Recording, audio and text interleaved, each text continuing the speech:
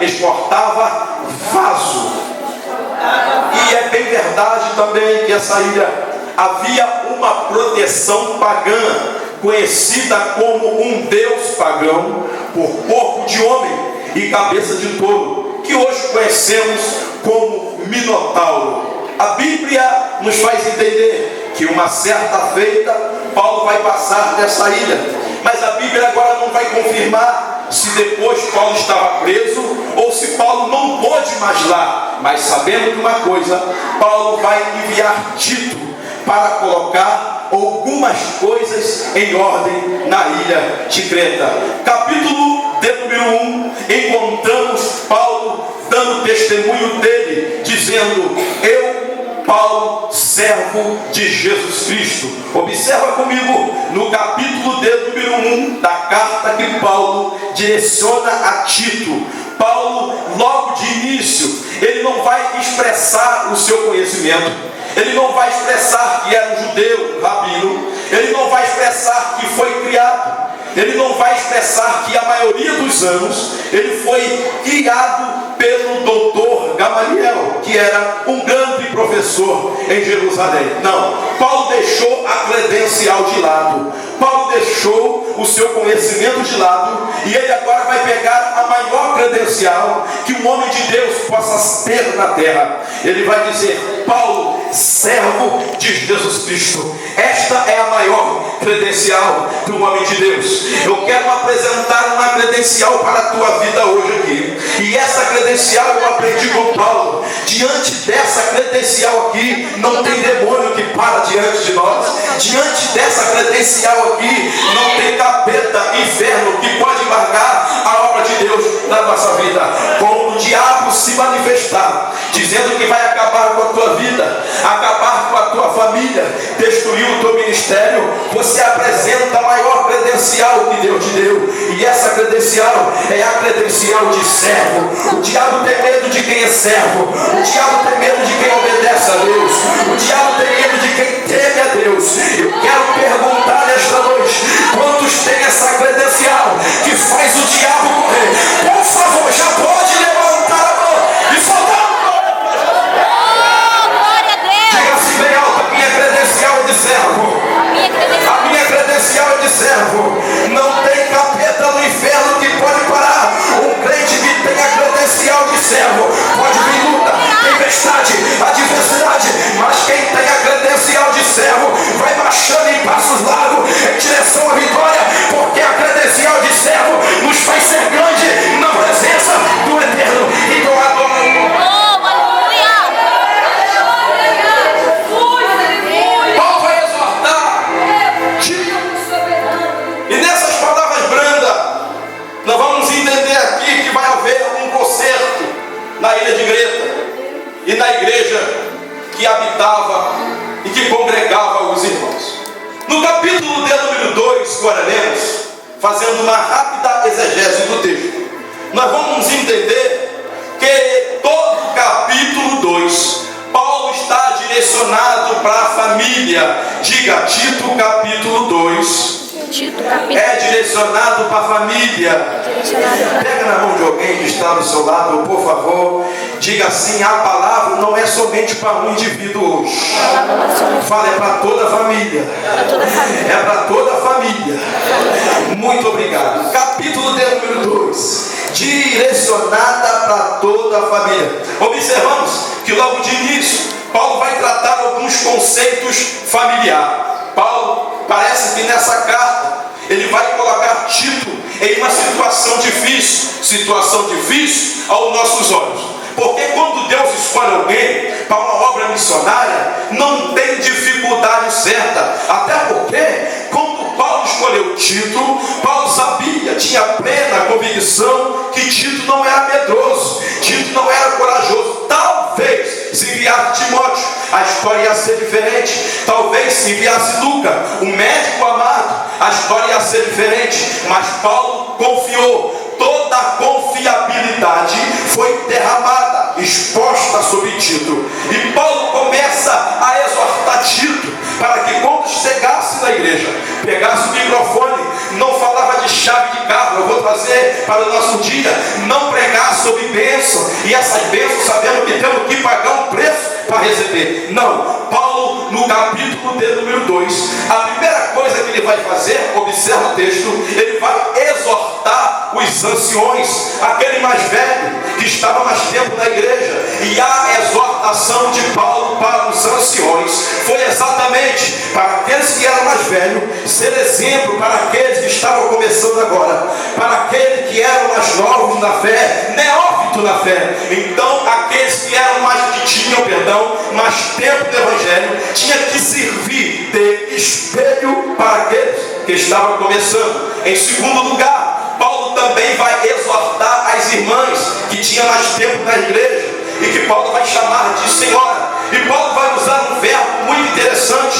Paulo, quando direciona a palavra às irmãs, Paulo vai usar uma palavra chamada seja mestras na fé. A palavra mestra na fé vem do original grego, que significa ser exemplo para aquela que está começando e ensinar aquela que estava começando. Que maravilha! Parece que eu vejo aquelas senhoras dizendo assim: meu Deus, eu tenho que preocupar com a minha casa, tenho que preocupar com o meu marido e também eu tenho que preocupar com meus filhos. E como não bastasse, eu tenho que se preocupar com essas menininhas que está começando agora, está começando no evangelho. Ei, você que tem mais tempo na igreja, é mais irmã, essas que estão começando agora é propriedade sua, minha irmã. Ei, aquelas que estão começando agora, está caminhando na fé, está tupicando na fé, talvez não aguenta. Irmã mais velha, tem coisa que irmão não pode fazer, é entrar na casa de uma irmã mais nova, mas a irmã mais velha sabe, a irmã mais velha pode. Eu quero usar o verbo que Paulo usou aqui e liberar para as irmãs aqui, que a partir de hoje Deus está te fazendo mestra na fé, porque tem mulheres novas que está começando agora, que está precisando de um conselho teu, está precisando da... Só as irmãs, levanta a mão assim, por favor. Deus precisa de você. Mestra na fé. E não acaba por aí, porque se você observar o capítulo 2, Paulo também vai exortar as donzelas. Diga assim: Jesus vai pegar as irmãs novas também hoje. Aquelas donzelas que não era casada ainda, que não tinha compromisso com o lar, que não tinha um marido para cuidar, que não se preocupava em todo dia, 7h30, 8 horas, ir lá para o fogão, fazer aquela comidinha, aquela jantinha. Não, ela não podia fazer nada. Aí Paulo vai exortar: olha, vocês que não têm compromisso, vem para a casa do Senhor adorar a Deus. Você que não tem compromisso, não casou ainda, não vai para funk gospel, não vai ver tãozão, não. Vem para a igreja, vem adorar Jesus. Irmã nova tem que vir para a igreja. Levanta a tua mão para o céu por alguns segundos assim. Diga assim: hoje a palavra recebe quem quiser.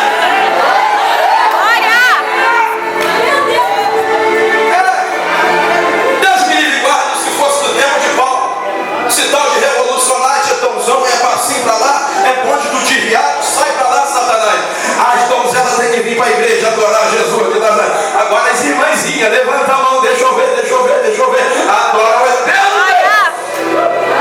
Aí Paulo também vai exortar os jovens, os mancebos, aqueles garotão. Aqui não tem mais espírito de Brad Pitt. Meu Deus. Ao andar.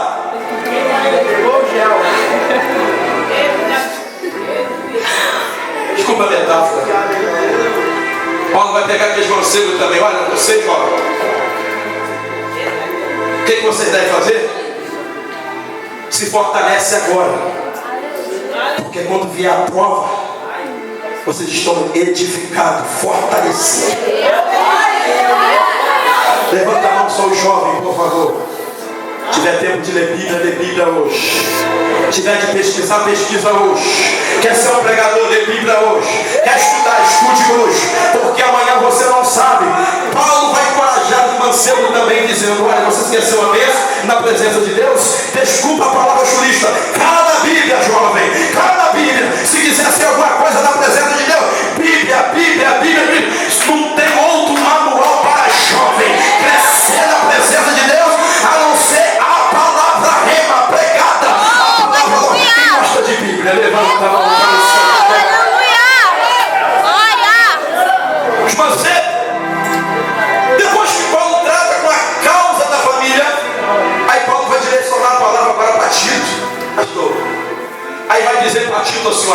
agora é você. Agora é nós. E vai pegar o negão agora. Diga assim, pegou o pregador agora, Jesus. Pegou o pregador agora. Jesus diz assim, ó, agora é você, tio. Tu tá com a responsabilidade, não tá? Agora tu vai ter que ser exemplo para aqueles que vêm atrás de você. Seja pelo menos exemplo, porque se você ser exemplo, talvez tu não pode ter nem muito conhecimento, mas seja um exemplo que Jesus vai projetar algo para a tua vida. Tem pessoa aqui que talvez não tenha um conhecimento profundo da Bíblia, não desceu ainda a revelação da palavra, mas é um bom exemplo dentro do lar, é um bom exemplo dentro do trem, é um bom exemplo dentro do integridade. Integridade é a marca da igreja, é a nossa marca. É você ser a igreja e ser forte. Não precisa ter muita coisa, só seja um exemplo para Deus te dar vitória. Só quem é um exemplo aqui, levanta a mão e dá glória ao Senhor. Glória a Deus, aleluia. Seja um exemplo. Ainda no capítulo 2, fazendo exegese do texto rapidinho, para me entregar a revelação do papai. Ainda no capítulo 2, depois que Paulo exorta os velhos, as velhas, desculpa a expressão, as senhoritas, mancebas, Paulo vai exortar Tito. Paulo vai liberar 3 palavras. E essas 3 palavras nós vamos encontrar no versículo que lemos, do versículo 14 até o 15. Paulo vai usar 3 palavras muito interessantes. A primeira palavra que Paulo vai usar é a palavra fé. A segunda palavra que Paulo vai usar é a palavra graça. A terceira palavra que Paulo vai usar é a palavra esperança. Diga comigo, fé, graça e esperança. Eu não quero me ater a falar de fé, porque todos conhecem a fé, é o firme fundamento das coisas que não se vê e a certeza daquilo que se Eu não quero me ater a falar sobre a graça, porque todos sabem, já estamos vivendo ela. Porque em toda a Bíblia há 7 períodos que classificamos como 7 dispensação. É a dispensação da consciência, a dispensação da inocência, dispensação da consciência, dispensação do governo humano, dispensação da era patriarcal e vai sucessivamente. Hoje nós vivemos pela graça. Então eu não vou falar muito sobre a graça, mas eu quero te dizer uma coisa: hoje você foi alcançado pela graça de Deus. A graça de Deus está aqui do nosso lado. Glória a Deus. Paulo também vai falar de esperança. É óbvio. Depois de corrigir todo mundo, ele não vai falar de esperança, vai ficar difícil, né? Seria a mesma coisa de eu descer o cajado aqui e não liberar uma palavra de consolo. E Paulo, sabendo disso, porque o que me dá a entender que os irmãos ficaram tristes. Aí Paulo diz assim: já que está triste, eu vou falar um pouco de esperança, só para arrancar um glória a Deus da boca dele. Diga para alguém assim: o negão vai falar de esperança só para você dar glória a Deus. Quando eu falo de esperança, eu chego na conclusão que essa palavra é notória em toda a Bíblia. Eu fiz algumas classificações aqui. Por exemplo, Salmo de número 39, verso 7. O salmista diz assim: a minha esperança está em ti, ó Deus. Salmo de número 52, verso 5. O salmista diz: a minha alma espera por ti, esperança. Eclesiastes capítulo 9 e versículo 4. Salomão, quando escreve, ele diz assim: olha, para aqueles que estão vivos há esperança. Para aqueles que estão vivos há esperança, porque mais vale um cachorro vivo do que um leão morto. Ainda no livro de Atos dos Apóstolos, capítulo 24 e versículo de número 15, o apóstolo São Paulo está preso diante de Félix, e Paulo vai liberar uma palavra com convicção do seu ministério, e dando a entender que a prisão não embargava a obra de Deus na vida dele. Ele vai dizer no livro de Atos dos Apóstolos, capítulo 24